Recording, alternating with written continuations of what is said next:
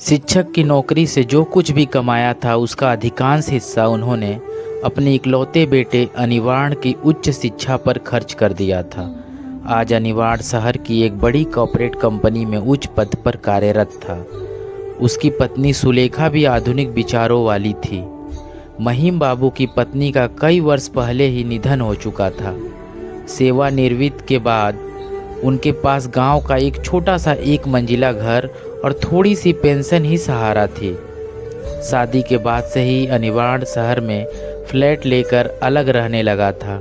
महिम बाबू गांव में अकेले रहते थे। बढ़ती उम्र के साथ उन्हें अल्जाइमर, भूलने की बीमारी और कई अन्य शारीरिक समस्याएं हो गई। जब अकेले रहना असंभव हो गया तब अनिवार्य उन्हें अपने शहर वाले फ्लैट में ले आया।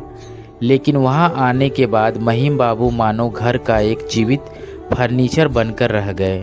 अनिवार्य और सुलेखा दोनों ही अपनी कॉर्पोरेट ज़िंदगी में इतने व्यस्त थे कि सुबह से रात तक मीटिंग, पार्टियां और सामाजिक कार्यक्रमों में लगे रहते। महिम बाबू के हिस्से में घर के एक कोने का छोटा सा कमरा आया। सुलेखा ने काम वाली से कह रखा था, बुजुर्ग आदमी है, इन्हें ज़्यादा रिच खाना मत देना, खाना इनके कमरे में ही रखाना। अनिवार्य के पास तो सप्ताह में एक बार भी पिता के कमरे में जाकर बैठने का समय नहीं होता था। एक दिन महिम बाबू की तबीयत अचानक बहुत बिगड़ गई। तेज बुखार से उनका शरीर कांप रहा था। लेकिन उसी दिन अनिवार्य के प्रमोशन की बड़ी पार्टी थी। सुलेखा ने धीरे से कहा, आज डॉक्टर बुलाकर घर का माहौल ख़राब मत करो, बड़े बड़े लोग आने वाले हैं, कल सुबह देख लेंगे। पूरी रात महिम बाबू तड़पते रहे। उन्हें एक गिलास पानी देने वाला भी कोई नहीं था। बाहर ड्राइंग रूम में तेज संगीत बज रहा था और महंगी शराब के गिलासों की खनक सुनाई दे रही थी।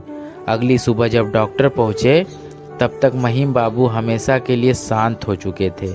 डॉक्टर ने गंभीर स्वर में कहा, डिहाइड्रेशन और समय पर इलाज न मिलने के कारण इन्हें स्ट्रोक आया था।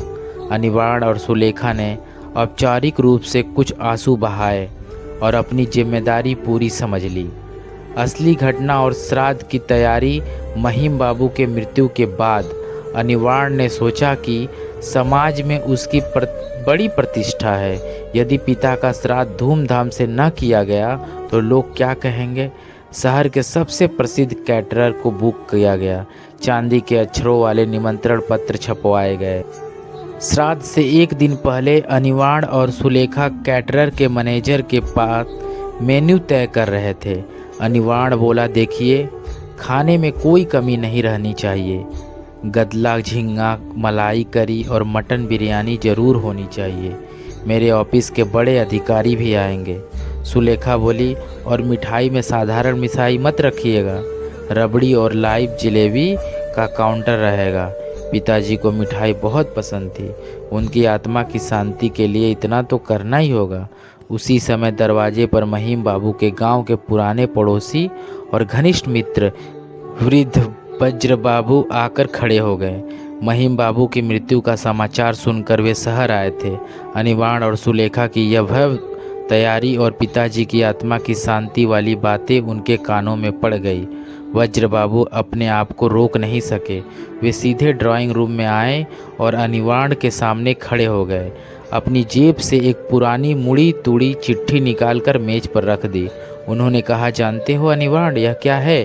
पिछले महीने तुम्हारे पिता ने छिप कर मुझे यह चिट्ठी भेजी थी। तब उनकी याददाश्त थोड़ी बहुत ठीक थी। अनिवार्य ने कांपते हाथों से चिट्ठी खोली। उसमें महिम बाबू ने कांपते हुए अक्षरों में लिखा था, वज्र, ये लोग मुझे भरपेट खाना नहीं देते। फ्रिज में तरह तरह का खाना भरा रहता है, लेकिन मेरे कमरे में सिर्फ 2 सूखी रोटियां और उबली हुई सब्जी भेज दी जाती है। कल रात मेरा बहुत मन था कि थोड़ा सा मीठा खा लूँ। मैंने सुलेखा से कहा तो उसने मना कर दिया कि मेरी शुगर बढ़ जाएगी। लेकिन रात को वही लोग खीर खा रहे थे। एक टुकड़ा मिठाई के लिए मेरा मन बहुत तड़प रहा है। चिट्ठी पढ़ते ही अनिवार्य का चेहरा पीला पड़ गया। वज्र बाबू ने कैटरर का मेनू कार्ड उठाकर घृणा से कहा, जो इंसान जीते जी एक टुकड़े मिठाई के लिए तरसता रहा, जिसे तुमने एक गिलास पानी तक नहीं दिया, समय पर दवा नहीं दी, आज उसी के नाम पर समाज में अपनी इज्जत दिखाने के लिए 5-5 तरह के व्यंजन परोसे जा रहे हैं। यह भोज महिम बाबू की आत्मा की शांति के लिए नहीं है अनिवार्य, यह तुम्हारे अहंकार और अपने पाप को छिपाने का उत्सव है। तुम्हारी इस बनावटी सभ्यता पर धिक्कार है। यह कहकर ब्रज बाबू वहाँ से चले गए। अनिवार्य और सुलेखा के हाथ में मेन्यू कार्ड के लिए पत्थर की तरह खड़े रह गए। दीवार पर टंगी महिम बाबू की माला चढ़ी मुस्कुराती तस्वीर मानो उन्हें मौन होकर धिक्कार रही थी।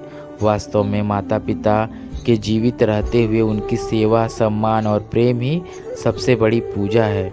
उनके निधन के बाद दिखावे के लिए किए गए भव्य श्राद्ध और समारोह मृत आत्मा के प्रति सच्ची श्रद्धा नहीं, बल्कि जीवित लोगों के अहंकार और सामाजिक पाखंड का प्रदर्शन होते हैं। भूखे पेट विदा हुए इंसान की आत्मा कभी तृप्त नहीं होती।